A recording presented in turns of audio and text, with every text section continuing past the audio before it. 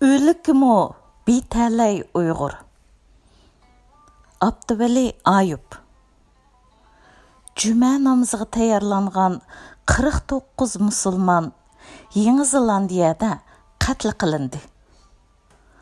Qatillikida, qonxo'rlikida, razillikida, vahshiylikida rostchil bir oqtallik fashist o'zining barliq qilmishini dunyoga o'zi yoydi.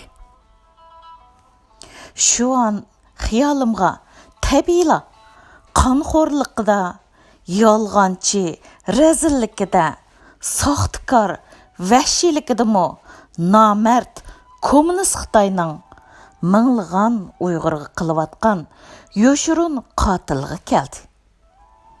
O'ylagancha azoblanishdan boshqa qo'limdan hech ish kelmadi.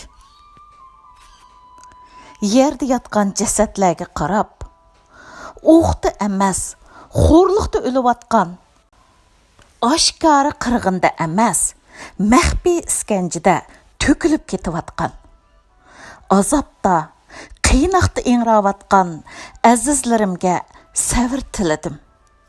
Chidam, jasorat tiladim. Dunyodan bixabar o'lüvatqan, o'lükimu, tirikimu xorlىنىۋاتقان qədirdonlarغا Allohdan mەغپىرەت təlep qıldım. Özümge, Allah'ım, bana şu aqtallikdek bir mert düşmanını əvətkin. Oxtu öley, aşındaq məsciddə, səcdədə öley. Qeyrindaş ünsüz qırğın qılınıvatsa, ғын qılmıgan imanның aldıda, kamerlarını boyavatqan, soraxanlarını sırlavatqan, qıp-qızıl qallarını körəlməydiğən, qarğı vicdanның közüdü öley. Əgər o qatil meni öldürüb dünyaga, mani mən Uyğurğa öş, mən Xitay kommunist boğaçqa, ularni qirman, Uyg'urlarni Xitoy Kommunist partiyasiga iman etmaganligi uchun o'ldirdim desin. Bir emas, ming o'lay, milyon o'lay deb duo qildim. Ammo undaq bir mard qotilning qo'lida o'lish nisb bo'ladigandek emas. Fojia yuz bergandan keyin Safa ko'yda uchrashgan yoshlar mening inkasimni so'rdi. Shu qotilga qarshi biror yozma yozishimni talab qilishdi. Ularga Allohdan o'zimga shundaq bir mardona qotilni tilginimni demadim. Degim kelmadi. Meni xato tushunatdi, ayblaydi. Balkim o'zimizning dardi oz kelgandek, xalqning dardi uchun ko'ngillar zidilanadi. Ularga inilarim 49 musulmonni o'ldirgan shu oqtallik qotilning o'rnida 3 milliondan ortiq Uyg'urni o'ldirayotgan bir Xitoy qotillar partiyasi bor. 70 yildan beri Uyg'urni qatl qilayotgan shu qotil o'zi aytgan, uning ideyasiga manba bo'lgan kommunist qotil tuzum bor. Hozir 3 milliondan ortiq qarindishimiz bo'g'izlanishga tayyor qo'ydak shu qotil tuzum va partiyaning oyoqlari ostida xorlىنىۋاتىدۇ.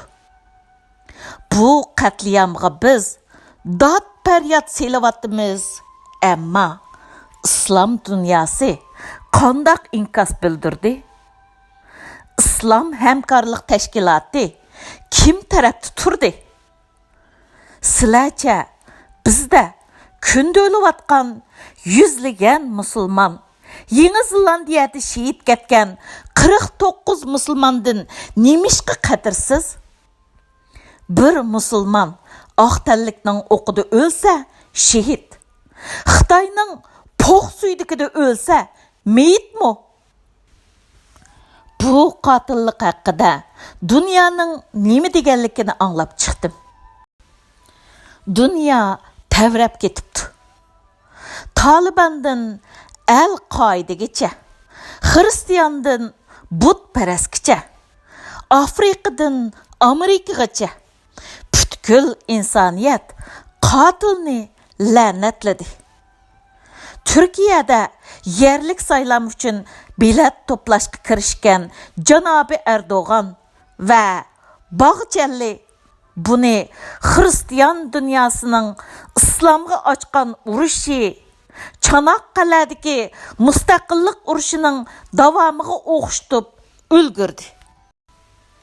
Çanaqqale urushida Yevropa davlatlari birlashma qo'shiniga qarshi Turkiyaning g'alabasi doim musulmonlarning xristianlar ustidan g'alaba sifatida so'zlanadigan bo'lg'achqa, g'arbda bo'lgan bu voqeami dal joyiga tushibdi. Ammo shu urushga qatnashgan, jon va mollarini pido qilgan Uyg'urlarning avlodlari bugun jazo lagerlarida xor edi.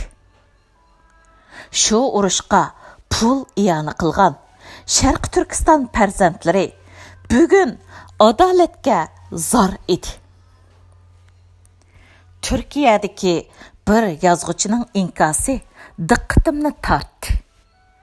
U bu qotilning keynida Isroiliya va G'arb dunyosining borligini bishoratladi.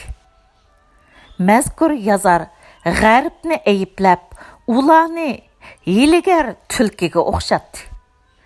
G'arb targ'ib qilayotgan kishilik huquq, demokratiya, erkinlik degan uqumlarni toza qinib masxir qilgandan keyin tulkidan to'xularga adolat kelmas.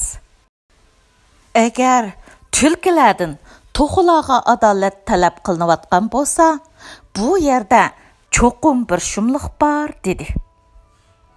Qotillikqa Turkiyadagi pirlardan bo'lgan Erdo'g'an va Bog'challining tutumi va muno yozuvchining tahlili manga Uyg'urning talaysizligini, yolg'izligini yana bir qatim eslatdi.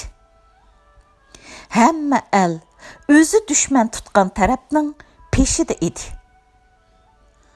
Musulmon dunyosida şehit sanalmayotgan marhum ustozlarni o'yladim. 80 yoshdan oshganda qatl qilingan Ablat Mahsum Hojim, Kerem Qarim, Muhammad Salih Damullajim, Ablimit Damullajim, Sulaymon Qarajimlar bir-birlab ko'z oldimdan o'tdi. Turkiyadagi gilamchilarni yiliga 5-6 million dollarlik zakaz bilan boy qilgan, 40 yoshga kirmay o'ldirilgan Toyirjonni o'yladim.